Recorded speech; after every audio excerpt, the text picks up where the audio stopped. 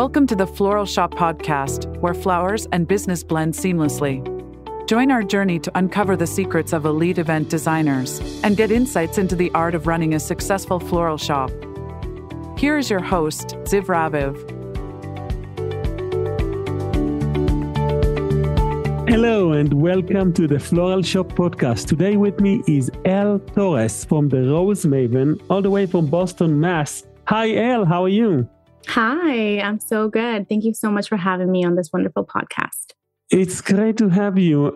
You've been making a name for yourself in the world of preserving roses and designing products for people that are just very pretty. And I want us all to kind of understand what's going on. The preservation scene is booming right now.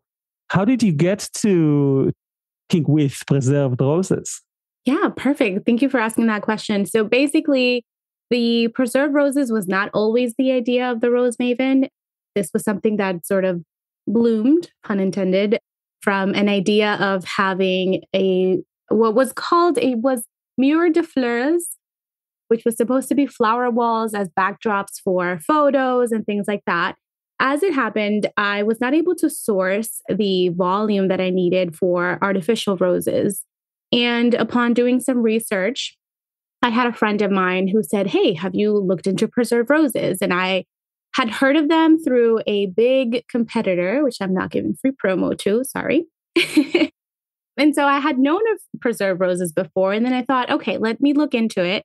Luckily for me, there was a warehouse that was here in Massachusetts, and they were gracious enough to send over a sample box. And when I opened it, I immediately fell in love, and it was just something that I loved. And the idea just took off from there. I said, if I cannot do wall of flowers, I'm going to do preserved roses. And it started off with round hat boxes, Parisian-style boxes.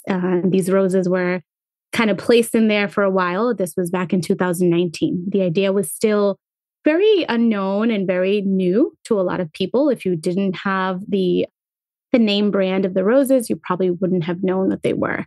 So little by little, I started making, like you said, a name for myself. I started off with a soft campaign, friends and family, soft launch. And now we're working really hard to differentiate ourselves from the rest of the competitors. And so we've evolved from hat boxes to beautiful glass and brass arrangements, which are on my website. They're all hexagon. So we're now the home of the hexagons, which is something that we're very proud of here at the Rose Maven. You pay a lot of attention to the details of like the case and the colors and the finish. Do you need to treat those roses, or do you basically buy them ready-made? What's the process looks like? So that's a fun fact. There actually are farms in Ecuador that all the roses grow. So it's a real place in Ecuador. I believe it's called Cayambe. And I do not make the preservation process. Ziv, you very jokingly refer to them as the Colonel Sanders of preservation process, which is a secret formula. And they want to keep that a secret. I'm perfectly fine with that. What matters to me is that they are non-toxic. It's a formula that my customers can feel safe. And if you're allergic to flowers, this is something that's completely safe for you. So I import the roses already preserved. So they come in beautiful boxes of 6, and they already come with their colors. What I do is I take the flowers and I put them into our designs. So do you spray them? Do you need for color or for glitter or anything of that sort? I do have a glitter finish. So that is about the only treatment that I provide for the roses. So they already come with different colors. Some of them are rainbow colored. Some of them have a gold trim. So a lot of them have very elaborate designs. Some of them have a metallic or a pearl finish, but I'm able to preserve them that way. I think the people in Ecuador are very, very creative. And it's not just roses anymore. Now we're getting into preserved hydrangeas, sunflowers, peonies. So there's a huge variety now as these become more popular and, of course, eco-friendly, which is what we love. What type of questions do you get from clients that are considering buying, or maybe after they buy the roses? Yeah. So number one is obviously, how do I preserve the roses? So that's the question that you had. And I let them know that they're imported from Ecuador. Another one is basically if I do weddings or if I do custom arrangements, which absolutely was something that's very unique here to the Rose Maven is being a sole proprietor and not being as big as some of my other competitors. I do have the flexibility to work one-on-one with my clients. So if someone has a budget or if they see something on the website and they're like, well, I was thinking of something a little bit more cost effective, I have very many options for people so I can meet their budget, meet their design. So a lot of my clients are male customers. So they do have the flexibility of saying, this is what my wife likes, or this is my girlfriend or my partner. This is their favorite color. Can you do custom arrangements? And I am more than happy to do that. And sometimes our clients come up with some of our best designs when it comes to color combinations. So that's a huge plus. And I'm guessing that some of your clients also companies. Does it ever happen that this is used like in a way that you didn't think that people will use it as this? Yes, I'm so happy that you brought that up. So we have worked with the city of Boston, the International Women's Month, which was March. They wanted to do something special for the government workers, the women meter maids and administrative assistants. And so they contacted us to do 125 roses. And that was another example of me meeting their budget because I couldn't give them the box and the elaborate arrangement that I normally do, but I was creative enough to put them into a wrapped, beautiful tissue paper, Korean paper, in fact. And we were able to do that. We were also contacted by some very beautiful hotels here in Boston. I can't name them just yet because we're still in the arrangement process, agreement process. But we're thinking of having the Rose Maven in some beautiful lobbies of some Boston hotels. So one of the hurdles that many florists have with their website that is like a complete shop is how do you get people to see the shop? And I'm guessing that a lot of people just hear about you from other clients because once you see it in person, once you hold the box and you see someone else is holding that box, you want that too. So you might ask, you might see the logo on a sticker or on the design itself. But how do you get, like, what's your point of view holistically to get people to know about the Rose Maven and to let them actually, be captivated by the magic of these roses? Sure. So, like every other small business, I've explored with paid advertising. That is a very competitive market. And so what I've realized, especially now in 2024, is just the power of networking and the power of being out there with other business women who will refer you. I do have very fortunate to have some loyal clients that will refer me or they'll tell their friends about it or family members, huge community of people that have mentioned me and have referred me.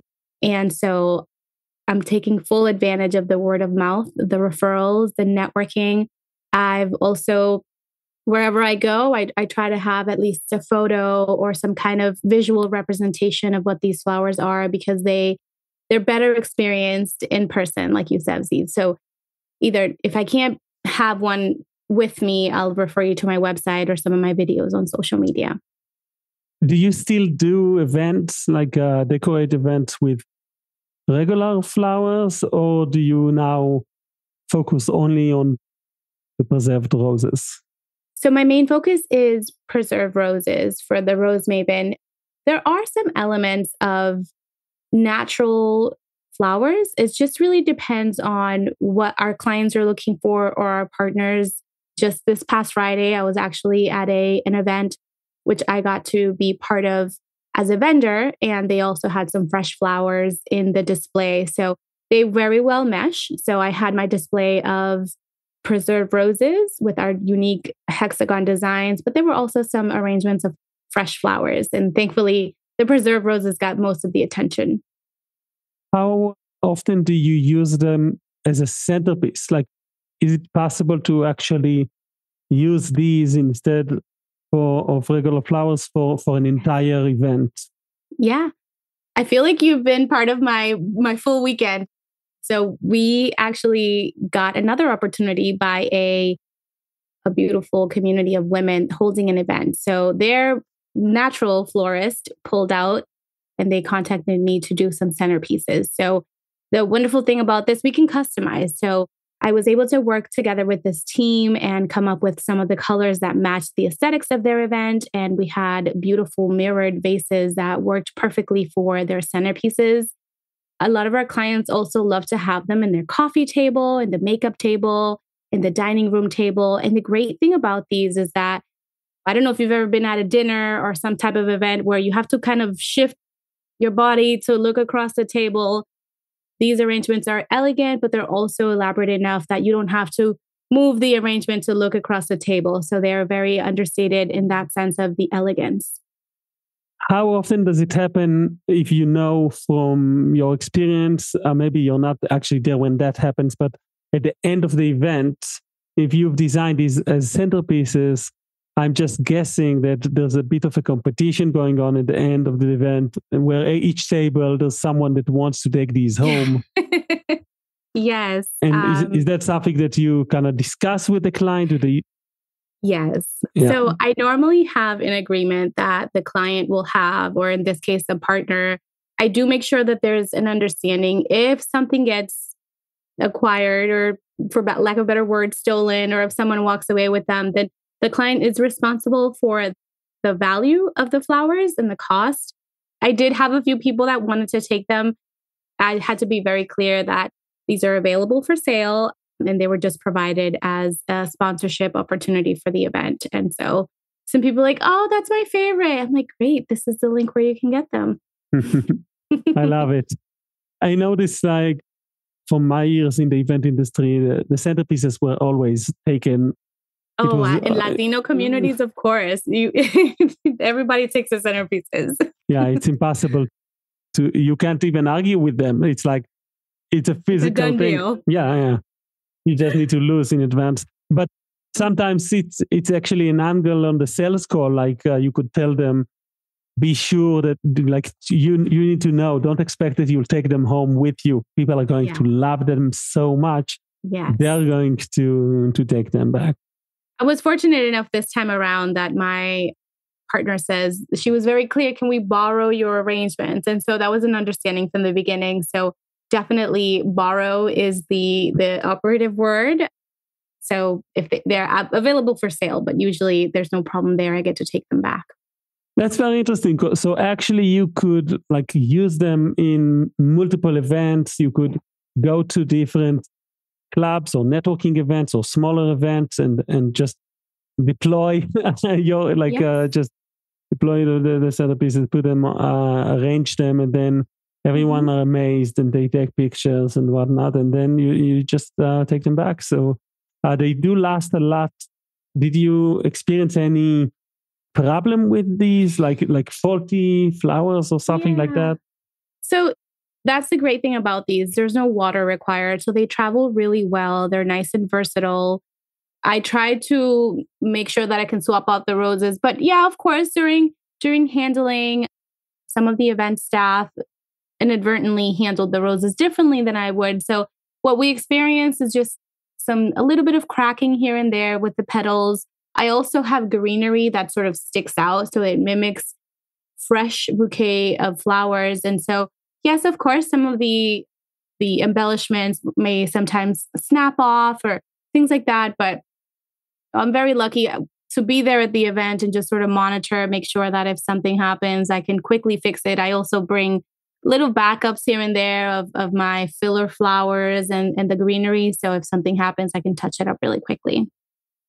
I'm guessing the enemy of the preserved roses are kids, because if you let kids go near these, I'm just guessing from experience that they might actually test it to death.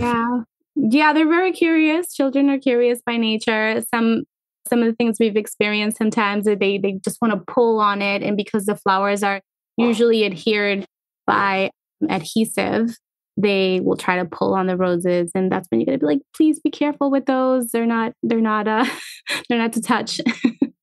So usually when you present them, the box is actually closed so that they don't have to touch it. Well, no. So some of them are open arrangements. So if they're on the table, you just have to be careful. And like you said, sometimes it's uncontrolled environment. And so this is why those agreements are very important beforehand, where we say any damage or any misplacement or mishandling of the arrangement would need to be covered by the event host. So we're really careful to make sure that if we are providing these for an event that is going to be borrowed, that we still recover any loss. I have a question about your refund policy. There's a touchy subject for many florists, but in your case specifically, it raises the question, because they preserve so well. It might be very tempting to ask for a refund a week or two later or whatnot. So, what's your take on that? Yes. So my policy is clear on the website. We do not accept returns due to the nature of that. So the great thing about it is that what's different from when you order something on a fresh flower from a local florist delivery, you may not get exactly what you see on the photo. So with the Rose Maven and with these preserved designs, you have the certainty that these are exactly what you're getting. You're getting the color you want, you're getting the vase that you want, or in our case, the enclosement or the encasing of it. So luckily, there haven't been any returns or requests for returns. The one time I will do a refund or an adjustment is if things get damaged in transit. So because the flowers, I ship them nationwide. Unfortunately, there have been some situations where the carrier does not handle the box as well as we put fragile, we put handle with care, but obviously that's out of our control. So when something arrives damaged or when something arrives beyond the state of what we would consider acceptable, then that's when we give the option of either a replacement or a refund, depending on what the client wants. Love it. What would be a tip that you give to yourself if you were able to meet yourself back when you were started? I would definitely have more community. That's one thing, like I mentioned before, I've been in business for 5 years. We just turned 5. Woohoo! One thing that I would love is to just have more community, more connections with other entrepreneurs, other women-owned businesses, or other high-profile people. So as entrepreneurs, sometimes it can be very lonely. Sometimes we want to do everything ourselves. We want to figure it all out on our own. And I just want to extend out there to anyone who's a solo entrepreneur, please have a community, have a support system, people that will promote you and encourage you and hold you accountable when you're not meeting those goals that you set out to. So if I were to meet myself before, I would say, have a strong group of people. Thank you for saying that. It's really important to remind everyone about the fact that they're not alone in being alone in business. This really is almost like a built-in part of small businesses. And you're rocking it, Elle. You're doing something that is very pretty. You have a great taste, and it shows in everything that you do. And I think it's really fun to see you succeed with making this world a prettier place. I invite anyone that wants to learn more about you to visit therosemaven.com, therosemaven in one word.com. We'll put a link to that in our show notes. Is there any other preferred platform that you want people to reach out if they have any question or if they want to just connect with you? Yes. So I'm usually on Instagram. It's therosemaven.com. And that's a place where you can see a lot of behind the scenes. You can see me as a creator. I am on Instagram stories a lot. I share when I'm in networking events, when I'm creating things. I also like to involve my clients in, hey, this or that, what looks better? What would you prefer? So it's a very personal experience over there on Instagram. So please follow me there. Great. Thank you. And we'll put a link to the Instagram as well. And now for the surprising and end of the show type of game show. Welcome to the game show of the Floral Shop podcast. We're going to try to ask you 5 questions about preservations and see how you do. Even though usually you don't actually do the preservations, but we'll see if you're knowledgeable with floral preservations anyway. I'll try my best. Thanks. Preservation is a big word. And when we were setting up the questions for today, we looked at it in a more holistic way, not just specifically with the process that is done for pressing flowers or for getting specifically roses to preserve. So in general, this will be general knowledge about preservation. With that context, let's go. So what is deadheading in the context of flower care? Deadheading, is it A, listening to Grateful Dead while arranging flowers? B, the process of removing spent flowers? C, watering flowers with tea? Or D, trimming the roots instead of the stems? I will have to say option B, which is removing the dead flowers. You're correct. Yay. Okay. Question number 2. Why should you use lukewarm water for most cut flowers? A, it helps to cook them slightly. B, it's more comfortable for the flower handler. C, it increases the absorption rate of water. Or D, it scares away pests. I would say C, it helps with the absorption process. And you are correct again. Yay. 3 more to go. Question number 3. What is the primary purpose of using a floral preservative? A, to make the flower taste better. B, to reduce water pH and feed the flowers. C, to change the color of the flowers. Or D, to play music for the flowers? That is a tricky one. I'm caught in between 2 of them. I would like to say that it would be to increase the water retention of the flower. Yes, to reduce its pH and feed the flowers to... Yes, that one. Good job. Which type of light is best for cut flowers to last longer? A, indirect sunlight. B, direct sunlight. C, neon lights. Or D, disco lights.